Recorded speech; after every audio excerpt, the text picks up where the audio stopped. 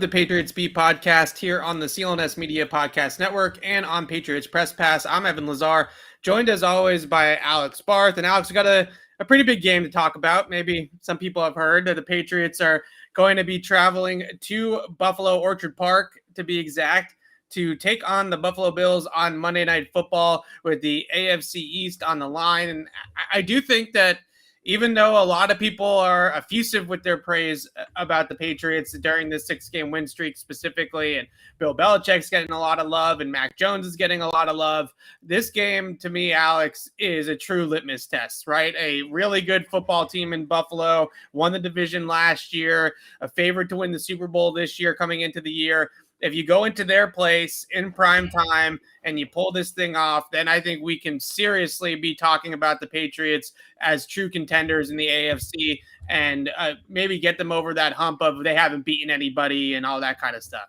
Yeah, I mean, I feel like this is the third or fourth time we've said this, that it's the true litmus test. Now, granted, this is the biggest game of the year. This is the toughest opponent the Patriots have faced, but to me, this is a bigger spot for the Bills. Because if you're the Patriots, a win would be huge. Like, don't get me wrong, a win would be massive. But I think at this point, the expectation is to at least split. This is a road game. It's a primetime game. The Patriots schedule is easier coming out of this than the Bills schedule is much easier. If you're the Patriots, realistically, you just need to split these two games, right? Yeah. Win's great. Win's massive. If you win this, really good chance you win the division. But I don't know that it takes away a ton if you lose it in terms of the postseason outlook. If you're the Bills and you lose this game, the whole house of cards comes tumbling down.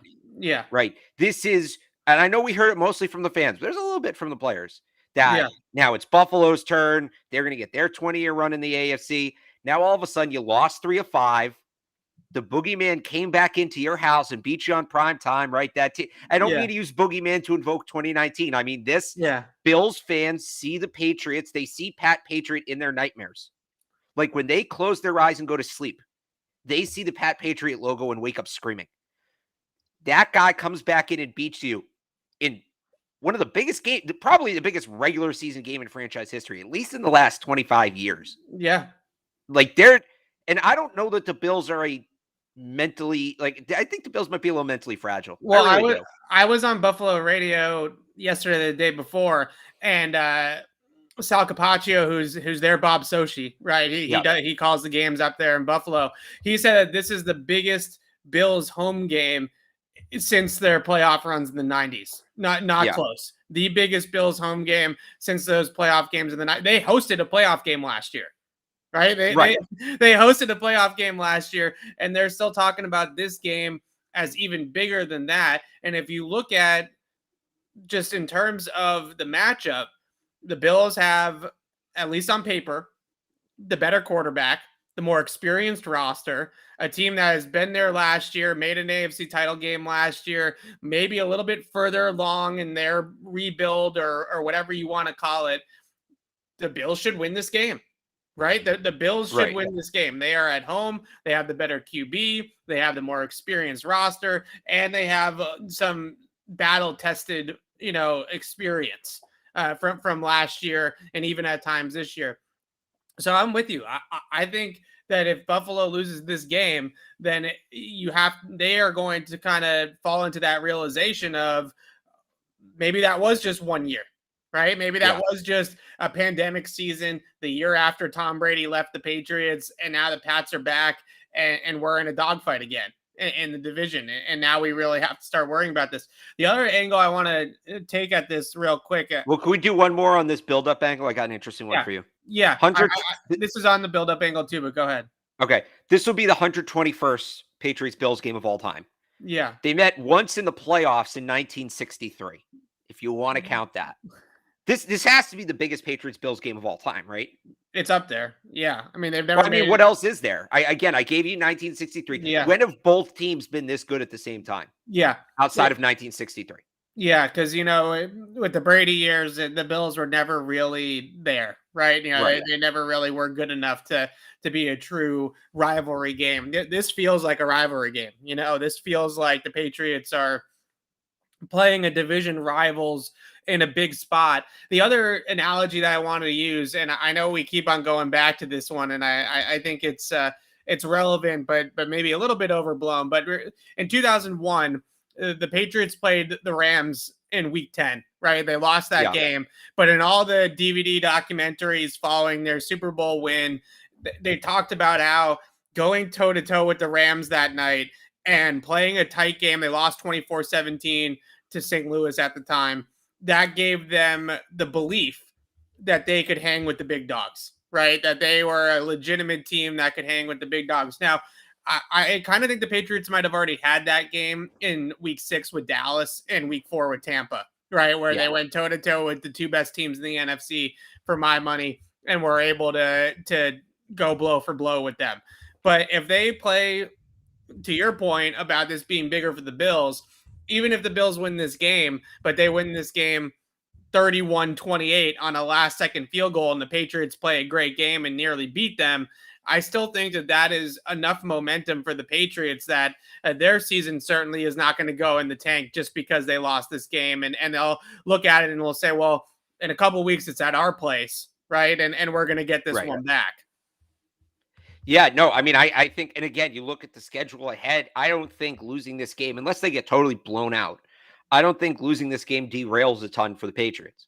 I really don't. Not saying that they can go in and just not try, but I think that this game, again, it means a lot more to the Bills. And I think the flip side of that is if the Patriots do win, like, I think you can bury the Bills. I think there's a mental chess match at play here. And, if you beat Buffalo this week, you maybe send them into a spiral. I think that there's a real chance of that. Okay, so that's enough of the build-up excitement. And I could do that for an hour. I know you could, but we got to get into some of the nitty-gritty here. The one other thing I wanted to bring up before we get into the minutia of this matchup is the weather, because I think some people are touting the weather as a deterrent for the Patriots because Mac Jones is a Florida/Alabama boy that's never played in the cold, has never played in the snow.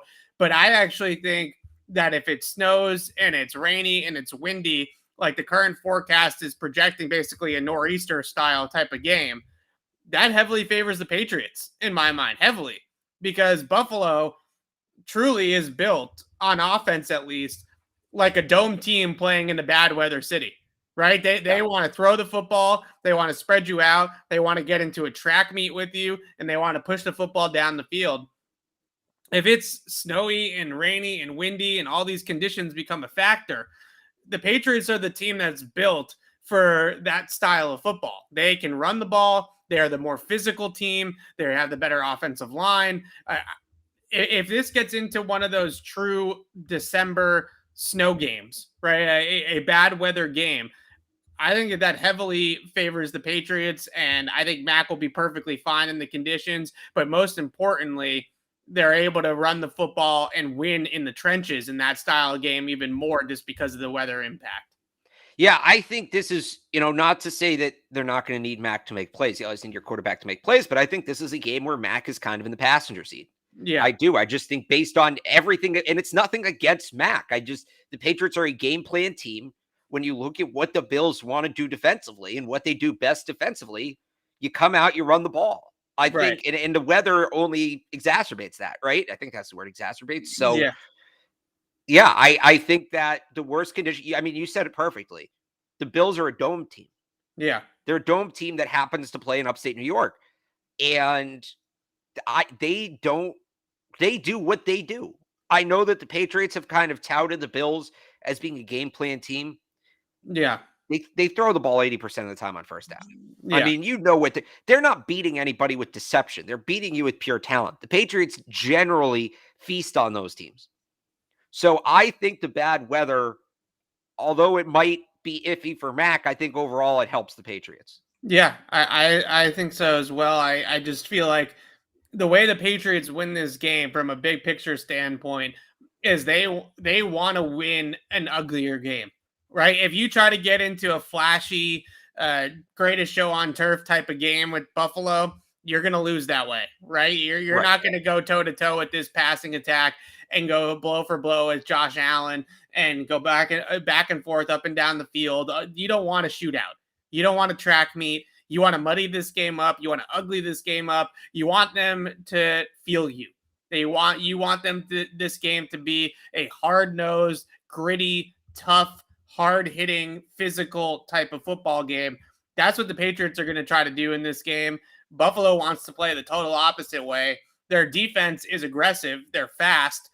They get upfield. They attack the line of scrimmage, but they are not a defense that wants to be punched in the mouth. Right?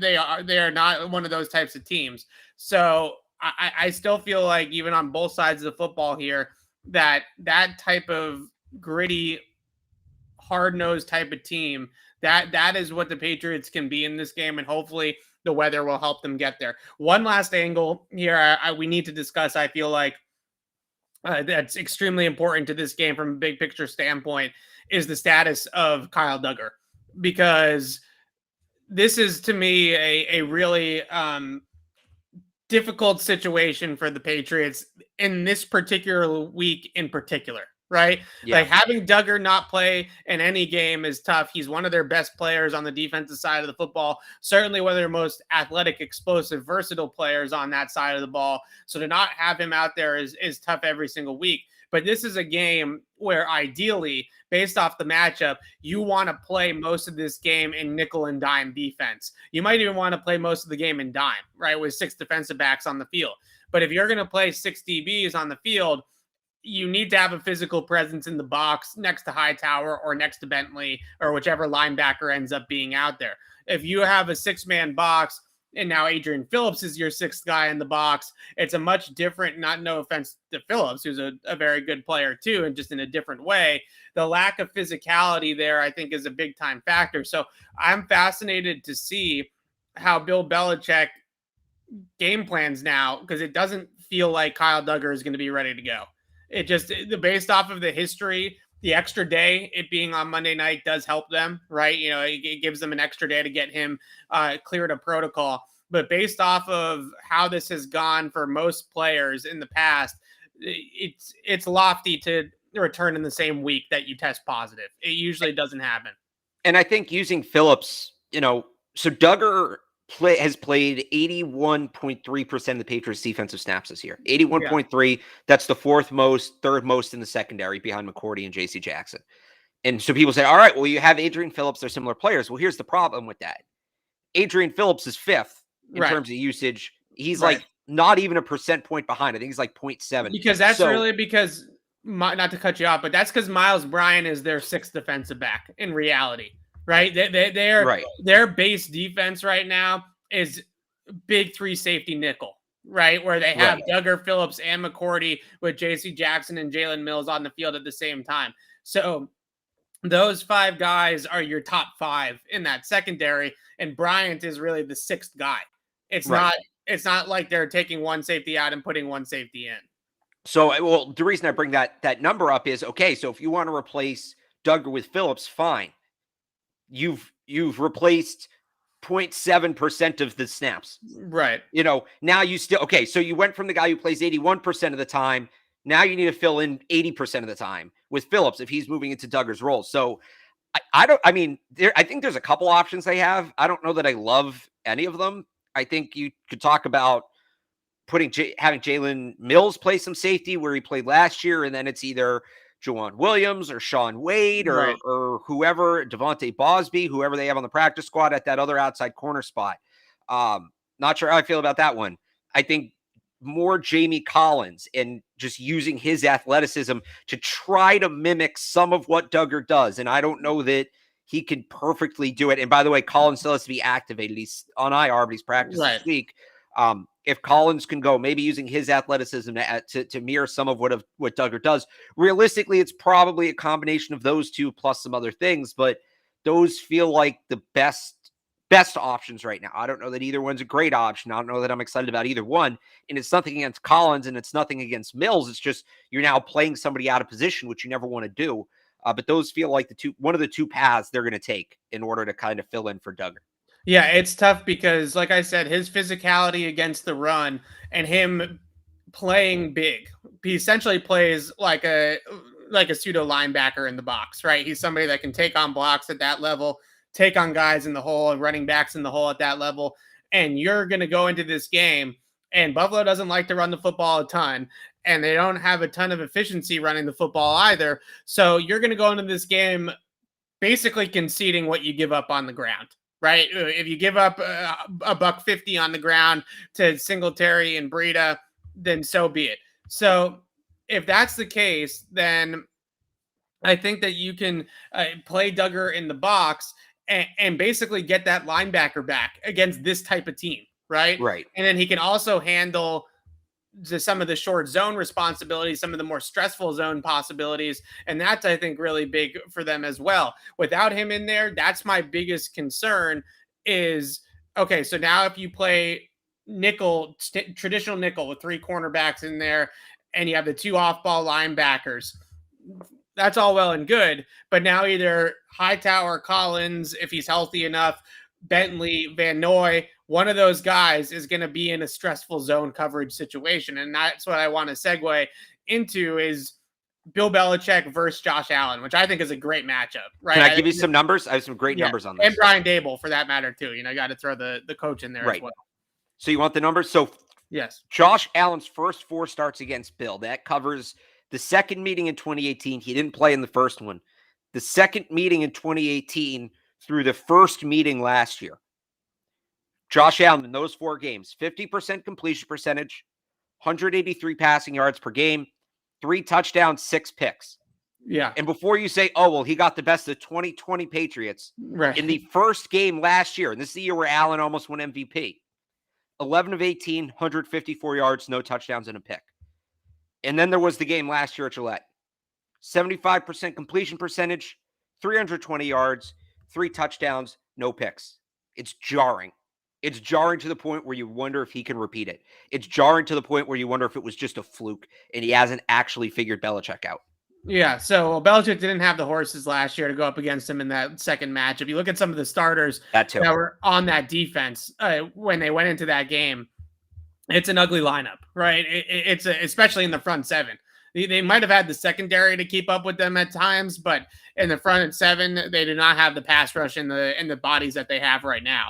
So looking at the game plan of Belichick versus Josh Allen, the book on Allen right now is to play 2 high safety zone, right? Cover 2 quarters, keep those big plays in front of you, and essentially force Allen to be a accurate timing-based rhythm thrower on the short part of the field. And at times against New Orleans, they were able to do that effectively. The opening drive, I think, really stands out as a balanced drive from Buffalo. But then as the game wore on, the Saints actually did start to win some downs on defense with that strategy again. So this is a player that wants to hold the football.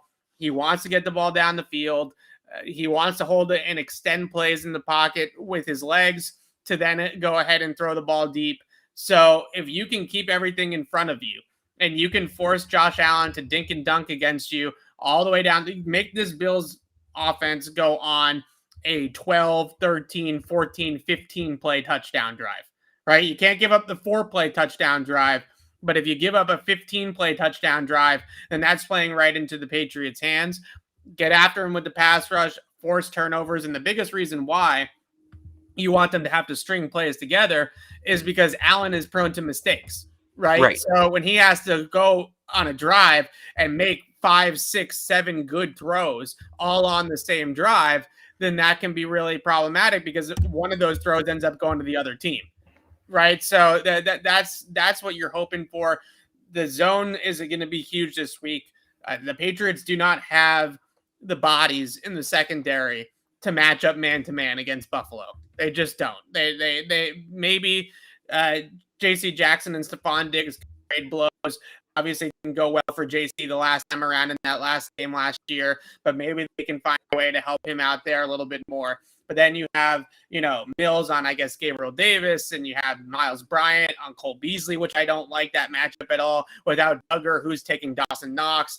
Emmanuel Sanders is in that mix as well. There's a lot of weapons on Buffalo. Yeah. And then you also have to factor in that Josh Allen can extend plays with his legs and scramble against man coverage a lot easier as well. So to me, this is 110% another zone disguise game. right? Let's put the safeties back. Let's spin the dial post snap. Let's give them different looks. Let's try to confuse them. Let's try to rattle them. Let's try to get them to hold the football. And then that 4-man pass rush can get home once you start getting him to hold the ball a little bit longer in the pocket. Yeah, and I think as much as we all want that J.C. Jackson, Stephon Diggs matchup, and, there'll probably be a good amount of it, even in zone. I wouldn't be surprised if, J.C. Jackson's on the same side of the formation as him more often than not, just putting him over there. But yeah, they got to go zone. I just don't think you can test it. And that's where, again, losing Kyle Duggar hurts, because with those 2 high safeties, this is a perfect game to put Duggar in the box, and you can't, you lose that third safety to put in the box when you put the 2 high. Right. You play cover 2 and really the seam hook or even the 2 hole in the middle of the defense between the 2 high safeties. Those are the 2 hardest spots to play in cover 2 in terms of stress in coverage. Right. And if you have to put a linebacker there, or you have to put a lesser coverage player, obviously you have a guy like Adrian Phillips who can maybe do that. Maybe this is a week where we actually see Miles Bryant play more back, right, in terms of playing split safety zone. So you allow Adrian Phillips to go ahead and do some of those different things in the box or closer to the line of scrimmage. That might be a big thing for them this week. The matchups that scare me, and I hinted at it just then, the matchup that scares me the most is Beasley, to be honest with you, because I think they'll have something ready for Diggs. I think they'll be prepared for Diggs, and I think they'll roll the safety over the top of Diggs all game long, and he's going to have a tough time getting deep on the defense. But Beasley is a guy that can run that Edelman route tree against zone, where he's just going to find the voids. He's going to find the soft pockets over the middle. He's going to break off leverage, sit down, and allow them to just keep the chains moving. Right. And you can't, I worry about Brian against him in man coverage. I don't think that that's a really good matchup for the Patriots. But what you really worry about is them formationally getting opportunities for Cole Beasley against a linebacker or against one of your safeties in a short zone. If anybody is going to be the zone buster for Buffalo, it's going to be Beasley. But at the same time, I mean, that's mostly underneath stuff that's 3 to 4 to 5, yards per route. Is Josh Allen going to take that all day? Right. That's the game plan, right? You hope is Allen going to take a profit, right? You can't go broke taking a profit, but you got to take the $1 when it's available, right? So right, and we saw him get impatient against the Saints. So I think the best plan on Beasley, as frustrating as it's going to be, is make sure you tackle him and just see if you can get Josh Allen impatient, throwing to him over and over and over again. I think that's the best bet. The other thing with Beasley, he doesn't love contact.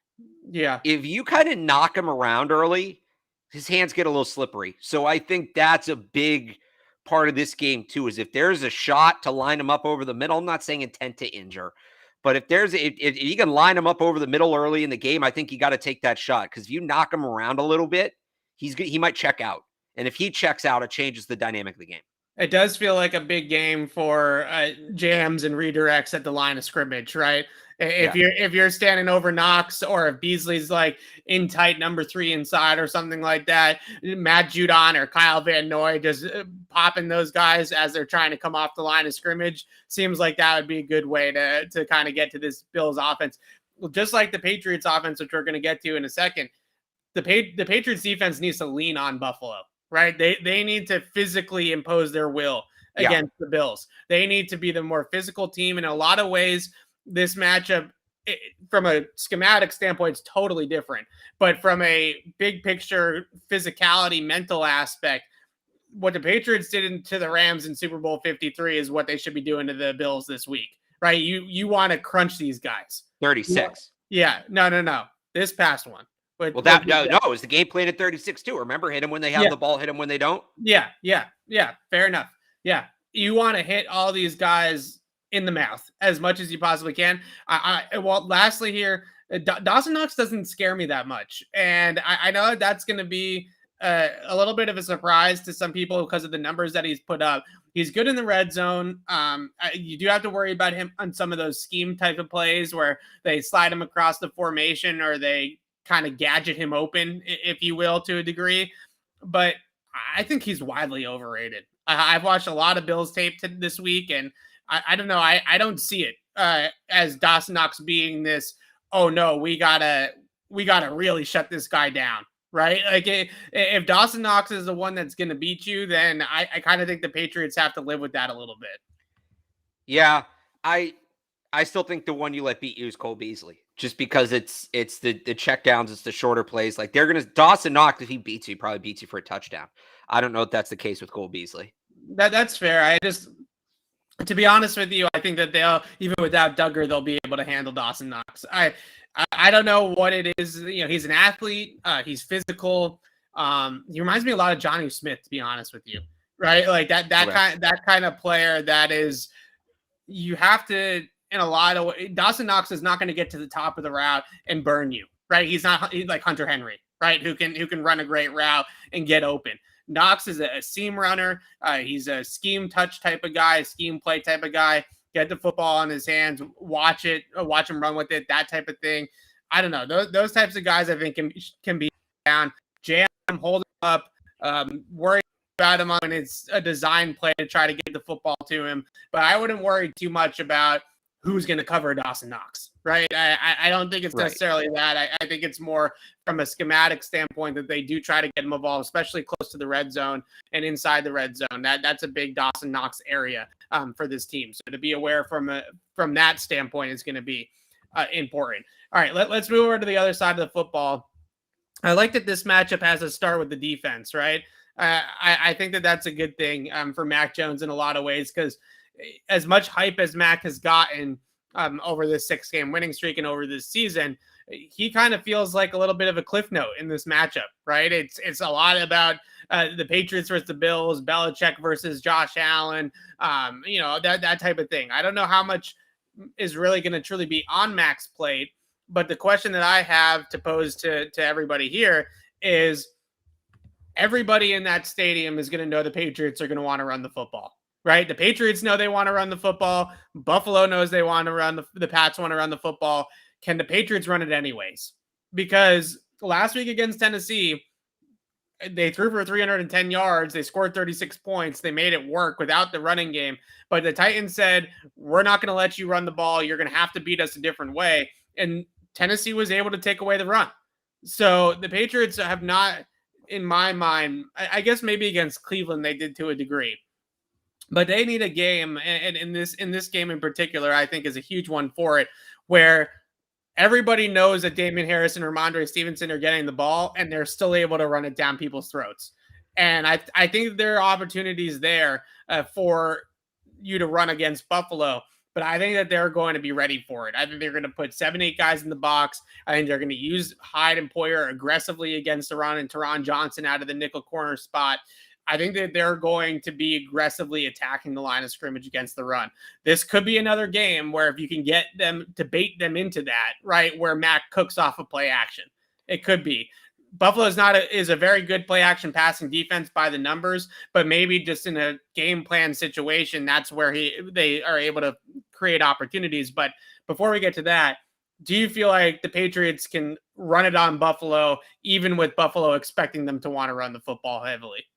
Yeah, because the Bills, I don't think the Bills will do everything you just said. Because go back and look at the Colts game. They got gashed on the ground, and they still are dropping back into coverage, expecting the Colts to throw the ball. Yeah. It's like what they do on offense, right? Where they throw the ball 80% of the time on first down.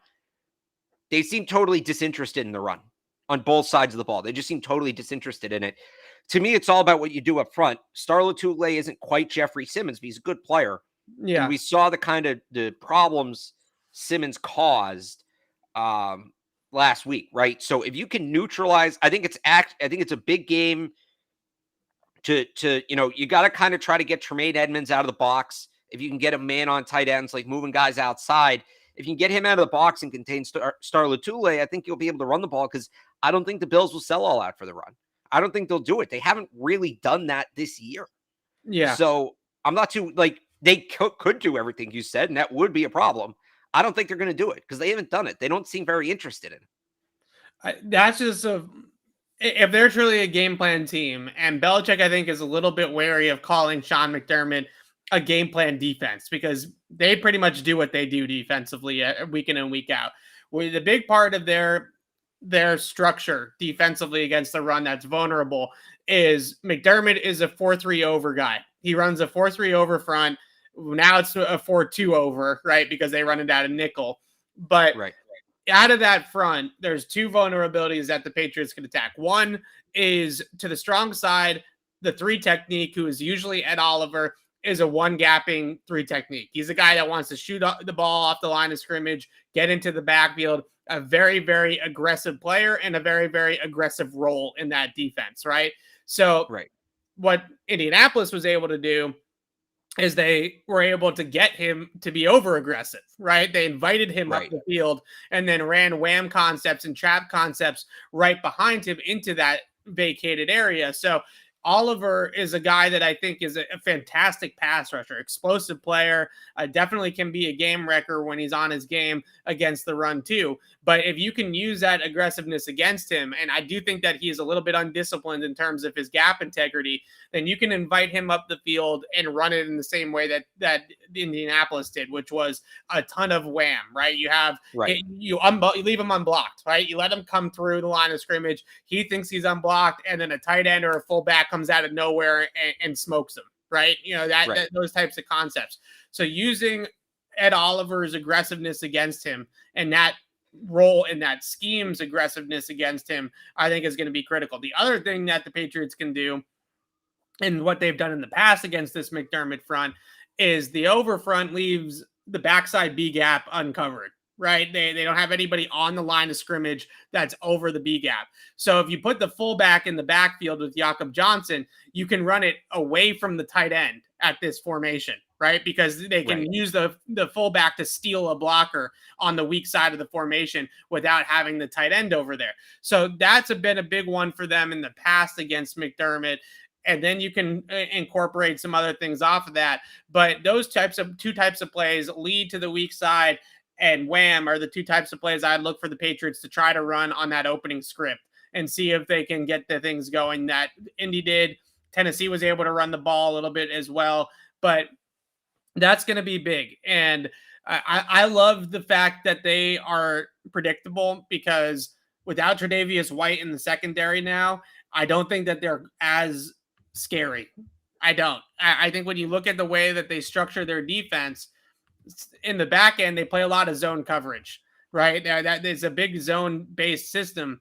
But with Tre'Davious White, what they would do is they would actually have everybody else play zone, and he would lock up man-to-man with his guy. They played a lot of Seattle-style Mabel coverage, which Richard Sherman would do the same thing back in the day with Seattle, right? Where he would take the X receiver on an island, the other 10 guys would play zone, right? And without Tre'Davious White, once he went out of the game against New Orleans and they had to put Dane Jackson in there and with Levi Wallace, they had to play a lot more traditional spot drop zone where they're just covering an area of the field. And when they had to do that, Sean Payton and like Josh McDaniels will do just the same. Then you just start pulling out your zone beaters and you start flooding zones, right? You start running 3 guys up one side of the field. You start crossing routes with the go balls, and you start to really confuse their coverages that way. I think not having Tre'Davious White in this game might not be that big in terms of, well, they don't need Tre'Davious White to lock down Nelson Aguilar. They don't need Tre'Davious White to lock down Kendrick Bourne, but they are not going to be able to play as much man coverage in the back end without Tre'Davious White. And that's going to allow the Patriots, who are excellent at finding those beaters against zone coverage, to start dialing those up. Tennessee last week played a ton of zone against the Patriots, and Mac threw for 310 yards. So I think that that's going to be a big part of this game as well. I am not as concerned about Mac throwing against this defense than I was a couple weeks ago. Yeah, I think, and I think a good thing about this game too is we just talked about how Josh Allen won't take the underneath. I think the Bills' most dangerous coverage players are obviously their 2 safeties. Right. Mac will pick them apart underneath all day. Yeah. And I think Levi Wallace might be a little underrated. Dane Jackson, I think, is a guy, not to say he's like a great corner. I like Levi Wallace, roll tide. Dane Jackson, but they can beat him. Dane Jackson's a guy I think they can pick on. And something we probably haven't talked about as much as we should have the last few weeks is the Patriots have been a really good run after the catch team. And that's what this game is to me. It's run those crossers underneath, right? Run those route combinations underneath, and then run after the catch.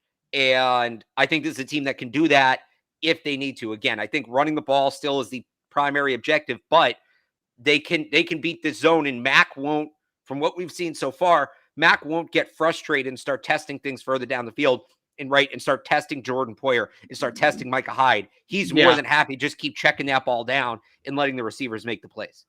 Yeah, it's a big thing this week is Hyde and Poyer, who I think in a lot of ways Tre'Davious White, like I just kind of went on that rant about how he would lock up man to man and they are able to run some different types of zone coverage that way and match zone, that type of stuff with him in the game.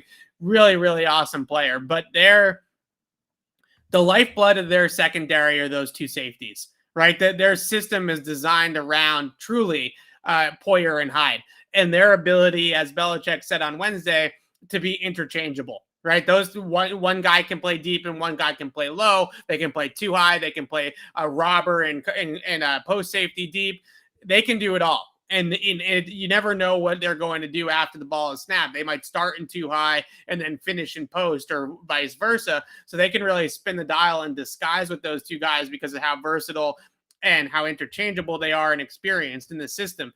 So if there's two guys that you got to make sure you know where they are at all times, and when you're passing the football, if you're Mac Jones, it's those two safeties, because we know, for the Patriots, so much of their coverage, so much of their passing game is based off of the shell, right? Is it too high? Is it single high? So in order for Mac to make the right reads and get the ball into the right places, then reading those safety rotations is going to be critical. And a lot of quarterbacks have a lot of trouble with that. I mean, heck, there were times where Tom Brady had trouble with it against this Bills defense when Buffalo's defense got better towards the end of his career in Foxborough. So I think that you have to look at those two safeties and that kind of cat and mouse game between Mac Jones and Hyde and Poyer as one of the biggest matchups in this game. Even though it's kind of a outside the box, it's not like they're truly going one-on-one against each other. That to me was my number one key matchup this week going into the game, was Mac IDing where those guys are, recognizing where they are. They don't use them a ton as blitzers, but they will blitz. And we know that Mac has had trouble with those safety blitzes over the last couple of weeks as well. So finding those two is going to be critical in this game. Yeah, I'd agree. Okay. One of those ones. You made the point. I made the point, right? All right. What else do we got? This game, there's so many different angles that we could take here, but I feel like it's simple at the end of the day, right? Like we could continue to break down every little detail here, but I truly feel like it's a pretty simple task at hand here. Can you just talk about one thing here with Mac that I find to be super annoying? And maybe you feel differently about this, Alex, but this Mac weather talk. Where does it come from that it's some big detriment to his game that he's going to be so terrible in bad weather? I don't know. I don't really get that take. We haven't really seen him in bad weather, I suppose, but it's not a guarantee that he's going to suck in the snow, right? I mean, I think football in the cold's certainly different, and he's never really done it. Like, I'm not saying he's guaranteed going to suck. I think it is important because if he's going to be the quarterback of the New England Patriots and compete for Super Bowls in New England, he's going to have to play in the snow and the cold. Like, he's going to have to be able to perform in those settings. That's maybe one of the most underrated things that Tom Brady did, is he was as good in the snow or better in the snow than he was if it was, 70 degrees and sunny. So I think it's important in terms of this year. And I've talked about this before. I think they have the running game to support him while he kind of figures it out, because it gets easier to run the ball once it gets cold. Right. But to me, the bigger one is people talking about the crowd and the environment in Buffalo. Like that is a complete non-factor, not a non-factor. Yeah. But to me, it's nothing that he hasn't. Like, I'm more worried about how he handles the elements than he handles Bill's Mafia, because, and I know people up here don't like college football, but if you're familiar with the Iron Bowl, that's nuts. The Iron Bowl is, Bill's Mafia is it's a great NFL environment. It's like an average Power 5 college football environment. And the Iron Bowl is a heated rivalry. Alabama versus Auburn, which in-state rivals, all of that, place goes nuts. Mac Jones in the Iron Bowl in 2019, because in 2020 it was at home. It was in Alabama, so that doesn't count. Mac Jones starting in the Iron Bowl in 2019, 26 of 39, 335 yards, 4 touchdowns against a top 15 defense in the nation. I think he can handle a big stage. I think he can handle a big stage on the road. I think he'll be fine. Yeah, I mean, look, he's played where at Auburn. He's played at LSU. I'm assuming, right? At least. Yeah, that was the Burrow year though, so he kind of got smoked that year. Okay. Oh no, Tua might have been because he took over late in 2019. He might have played at LSU. Yeah, I mean, he also played in the by the way, championship game. Right. Well, so that's different. That's neutral site. Right. And neutral site means I'm just talking about the stage, right? If people are worried about him in prime time and that kind of stuff. Well, I think they're more worried about the crowd, right? The crowd noise, and it's going to be intimidating. The Iron Bowl 2019, that was pre-COVID, 87,000 people in the stands. That might be double what it is in Buffalo. It's close to double what it is in Buffalo. Yeah. I agree with that there. I loved how he said that he just looks down at his phone and as they kind of roll by the opposing team's fans and just doesn't really give a crap about it. Yeah. I mean, I know Bill's I feel like all these angles are negligible to me in terms of how much impact the weather or the crowd. The weather won a little bit. I think the weather won a little bit. The crowd, I know people up here don't really get college football to that extent, okay? But Bills Mafia, that's an average SEC game, okay? Yeah. And hang on, I'm pulling the schedule up, and I know it's last year in COVID, blah, blah, blah, but it's the SEC. They put people in the stands. Yeah. He won at LSU. Right. He won at Arkansas. He won at Tennessee. I mean, they were undefeated last year. Yeah, he'll be okay. Yeah, I think they'll be just fine as well. Is there anybody else that we haven't talked about on that Buffalo offense that scares you? Because that offense has a lot of mouths that they can feed, right? Are there any other keys to stopping that offense that we didn't hit on? I mean, we could talk a little bit more about the pass rush. I think that's going to be a pretty big part of this game as well. That most importantly, making sure that Allen doesn't extend plays with his legs, right? This is definitely a little bit of a game where you want to pressure him. And I'm sure that they'll design some things up to pressure him, stunts, stuff like that. But you definitely don't want to let him out of the pocket. I think that is something that you're going to have to be wary of this week.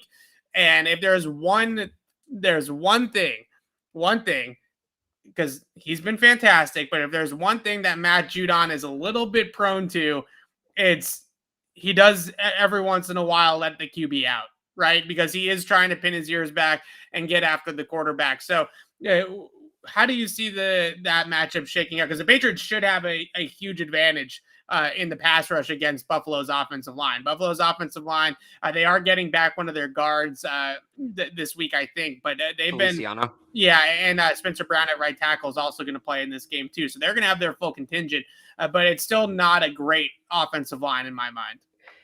Yeah, I think that, they're stressing that this week. I would assume they're making sure everybody's on the same page that this is a pursuit game or a contained game, not a pursuit game. So my one other point on this game would be, and I this is sort of no duh, but it also is big. You got to get up early. I think getting an early advantage, and it's important in every game, but especially this week.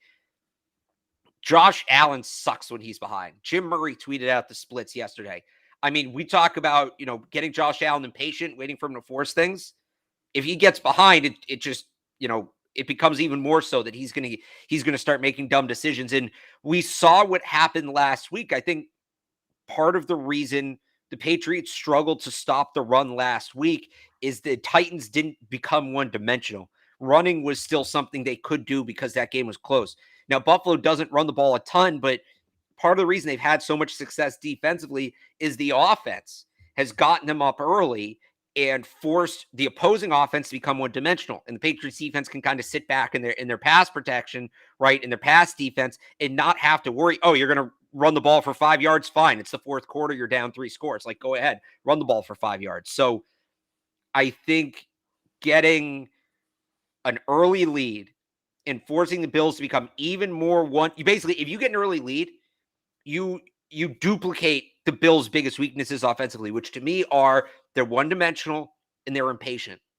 those two issues only become worse. They only become magnified if you get ahead early. So it's easier said than done, but you want to know the perfect script to this game? Josh Allen throws a pick on the first drive. Josh Allen throws a pick on the first drive, that might be it.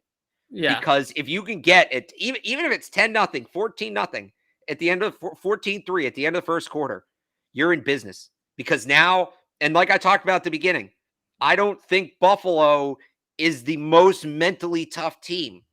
All of a sudden, here you go. It's there. This is the Seminole Bills game. This is their big stage, and all of a sudden, we're down.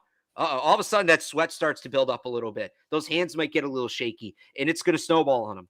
So I think getting an early lead is huge, like as big as it usually is. And Bill Belichick would probably kick my ass for saying this, because you want to get up first in any game. You want to play with a lead in any game. Right. As big as it is in any game to get an early lead, it's monumentally bigger in this game. I think the team that scores first for both, and by the way, same goes for the Bills. The team that scores first has a monumental advantage in this game, and you want it to be the Patriots, obviously. Yeah, I think that's a good way of summing it up as well. And I love in the chat we got some Bills Mafia members in the chat talking some smack, which is good. You know that they just search Bills on Twitter and find anything that's anti-Bills. They're trying to catch us saying something, and I'll give the Bills credit. All it took was Tom Brady leaving. A good chunk of the roster leaving, a global pandemic, and it still took them till December to knock the Patriots out of the playoffs. It still did. And they went up and they put up, you know what? If the Bills lose this game, and I'm not saying they will, it's a very close game. And I'll take my full victory lap if I can on Tuesday. Or it might be Wednesday this week. We'll talk about that off the air. But if the Bills lose this game, I want to know who put up that billboard on Route 1. Who put up that billboard by my childhood home proclaiming that the Bills ran the AFC, now run the AFC? Alex is very, very upset about the billboard. I'm upset about Bills fans thinking that they're all of a sudden hot shit because they won the division one year in the flukiest year in NFL history. And I'm getting the texts from the Bills fans, and I'm not talking to you this week. We're competitors now. Ooh. You get a little bit of success. I never did that during the 20 years. I never did that. Oh, well, Patriots fans talked all this crap while they were on their run. Well, what did you want us to do? Lie? We weren't talking crap. We were right. We were right. It wasn't bragging. We were stating facts. The Patriots are the best team in the, circa 2016. The Patriots are the best team in the NFL, and it's 40 degrees out. Those are just facts, right? Now, all of a sudden, the Bills fans come in, sending their preseason power rankings. Look at that. We're third in SI. Well, why even play the season at that point? You're in danger of losing 3 of your last 5. All right, let's calm down with the Patriots are washed. One of these teams let's see what happens on Monday night. Let's see what happens on Monday night. I'm not. Hang on. This has nothing to do with what's going to happen Monday night. I don't want people coming back and saying, "Oh, you were talking all this crap." This has nothing to do with what's going to happen Monday night. All I am saying is, Bills fans are 7-4, and they're acting like they won the Super Bowl. Like, win this game and you can talk. Win this game, absolutely, you can talk. I'm not talking about the 2021 Patriots. I'm not, because they might lose this game. I'm talking about what you did last year and then comparing it to what we did for the past 20 years. They're nothing alike. Yeah. And that's, to me personally, there's so many stakes on this game because I'm so done with these people. Anyway. The Bills also lost to the Jaguars. Let's not forget that. And almost the Dolphins. Yeah. All right. So on that note, Bills Mafia, come on back next week on the preview show, and you can come back here and you can talk your smack if you guys win. We'll talk our smack if you guys lose. We'll see you then. I know you'll be back. You'll be in my DMs. You'll be. They won't come back if the Bills lose, unless there's a borderline questionable call, in which case they'll call the police. I love it. All right, but Alex and I will be back next week to recap Patriots Bills, probably on Wednesday, as Alex said, just because of the Monday Night Football game. And then we're going to get into the bye week. So this is definitely a week that our second show, Alex, or maybe the first show the next week, if we don't do a second show next week, we'll definitely do a Q&A. I think that's a perfect opportunity to come in, ask us your questions about self-scouting. The state on the team, some self-scout, exactly. State of the team type of questions, things that the Patriots have to improve on, all that kind of stuff. So next week, we'll get into that. I also saw a lot of people in the chat tune in late, asking about Kyle Duggar, asking about the Jaguars blueprint against the Bills, stuff like that. We talked about that at the beginning of the show. So if you want to go back when we're done here and listen to the beginning of the show, we answered all of that type of stuff then. But yeah, next week, Q&A, we're going to do it. State of the Union, where do the Patriots land before the bye, late bye this year, obviously, but still a good opportunity. I actually think in a lot of ways, it's going to help them out that the bye is so late, right? Because I feel like this is a perfect opportunity. They know exactly who they are now, right? And they know exactly what their weaknesses are. If you have a bye in week 5, then you might not have uncovered everything quite yet. They have a huge sample size here to be able to figure this out. So we'll talk about those things next week. We'll talk about this game against the Bills. Alex will have you covered on Monday night on 98.5. I'll have you covered on Monday night on CLNSmedia.com. So until then, signing off for Alex Barth, I'm Evan Lazar. Thanks for watching, everybody.